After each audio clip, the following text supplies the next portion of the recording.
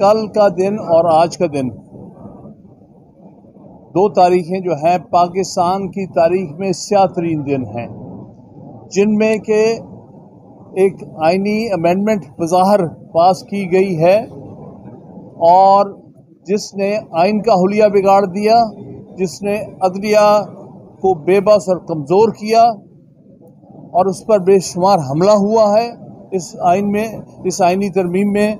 लिहाजा हम वकला इस आइनी तरमीम को मुकम्मल तौर पर मुस्तरद करते हैं। हम समझते हैं ये आइनी तरमीम जो है ये एक्स्ट्रा कॉन्स्टिट्यूशनल है। ये जो है दूसरी बात, ये आइनी तरमीम आइन के बुनियादी ढांचे के ख़िलाफ़ है। ये आइनी तरमीम हो नहीं सकती क्योंकि आइनी तरमीम के लिए ज़रूरी है कि आइन के बुनियादी मकासद और बुनियादी फ़ीचर्स और बुनियादी ढांचे के मुताबिक हो। ये आइनी तरमीम बिल्कुल उसके बरक्स है। ये कम से कम दो बुनियादी जो ढांचे के और फीचर्स हैं, यानी इंडिपेंडेंस ऑफ जुडिशरी और सेपरेशन ऑफ पावर्स, उसके बरक्स है।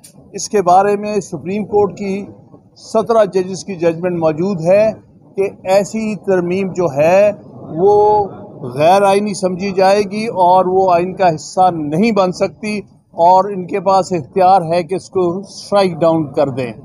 तो इसलिए हम वकला आइन के सिपाही होते हुए हम पर फ़र्ज़ है कि हम आइन का तहफ़्फ़ुज़ करें, हम उसके तहत अदलिया का तहफ़्फ़ुज़ करें। और लिहाजा मैं ये कहना चाहूँगा, हम सब इकट्ठे हुए हैं, हम सब में कंसेंसस है कि हम इंशाअल्लाह ताला मुल्क की तहरीक चलाएँगे वकला की, ताकि ये बदनुमा धब्बा जो आइन पर कल और आज लगाया गया है और इसके तहत जो हमला किया जा रहा है उसको हम रोकेंगे। तीसरी बात मैं ये कहना चाहूँगा कि इसका पास करने का तरीक़ाकार भी गैर आइनी था। आप जानते हैं कि यहाँ पर नंबर पूरे किए गए हैं, किसी को अगवा करके, किसी को पर जबर करके, किसी को उठा के मेरे सामने सेनेट में दो लोग एक बेचारे को उठा के कराची से कहीं व्हील चेयर पे लेके आए हैं, एक खातून को इसी तरह सख्ती करके ले आए हैं।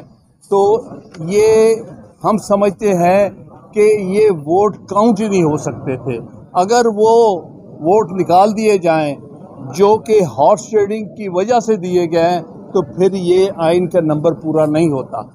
इसी तरह नेशनल असेंबली में पीटीआई के 5 अरकान को, जिनको कई दिन से गायब किया हुआ था, कहीं छुपा के रखा हुआ था, उनके रिश्तेदारों को उठाया जा रहा था, उनको कल लाया गया और उनके 5 वोटों से कहीं जाके एक नंबर से इनका नंबर पूरा हुआ। इसलिए अगर वो 5 भी काउंट नहीं हो सकते। इसी तरह सेनेट में जो 2 बीएनपी के जो मेंबर हैं, जिसको अख्तर मैगल साहब ने ये कहा था कि ये वोट नहीं देंगे, वो भी आइन के बरखिलाफ़ हुआ है। और इसमें बहुत अफसोसनाक बात ये है कि इसमें काजी साहब का, मौजूदा चीफ जस्टिस का एक बहुत अफसोसनाक किरदार है। इन्होंने बेवक्त एक रिव्यू पेटिशन जो कि 2 साल पेंडिंग थी 63A के बारे में, उसको लगा के हॉर्स ट्रेडिंग का रास्ता खोला ताकि इनको इजाज़त दी जाए कि आप हॉर्स ट्रेडिंग करें और अपने नंबर पूरे करें। ये जजमेंट जो है हर लिहाज से काबिल मज़म्मत है और इस पर अमल दरामद बिल्कुल नहीं हो सकता और हम इंशाअल्लाह ताला इस जजमेंट को चैलेंज करेंगे हर तरह से। और दूसरी बात यह है कि हम किसी सूरत भी आइन पर और अदलिया पर ये हमला बर्दाश्त नहीं करेंगे। हम ये भी अपील करेंगे आप सारे वकला से 25 तारीख को मौसूफ यहाँ से रुखसत हो रहे हैं।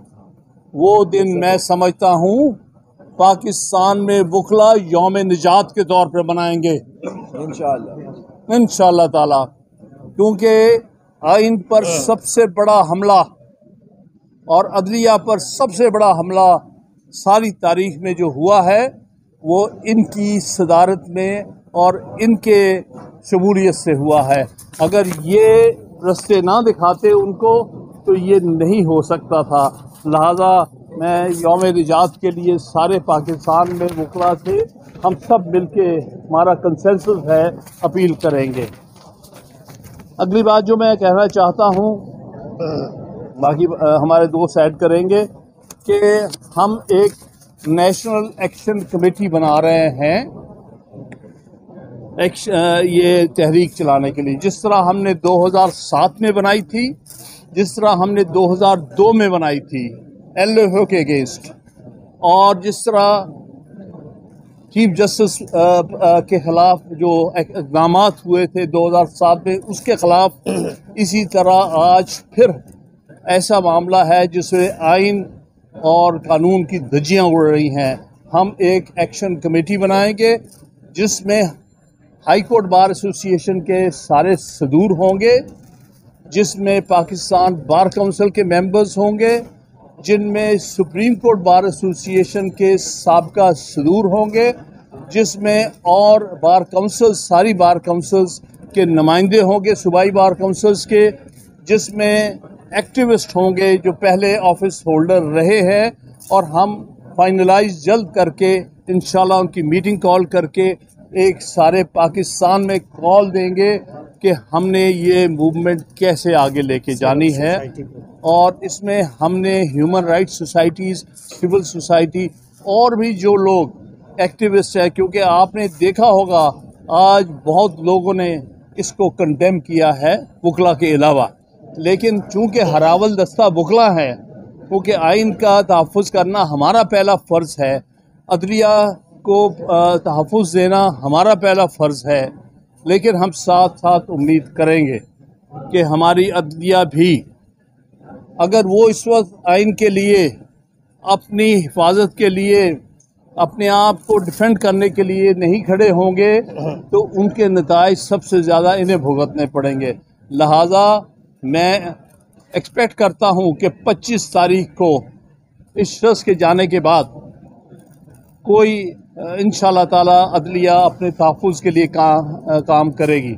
एक बात और आखिर में करूँगा कि हम सब वकला बिलीव करते हैं सीनियरिटी प्रिंसिपल पर। हम नहीं मानेंगे अगर किसी और को जो सीनियरिटी पर पूरा नहीं उतरता अगर चीफ जस्टिस बनाया गया।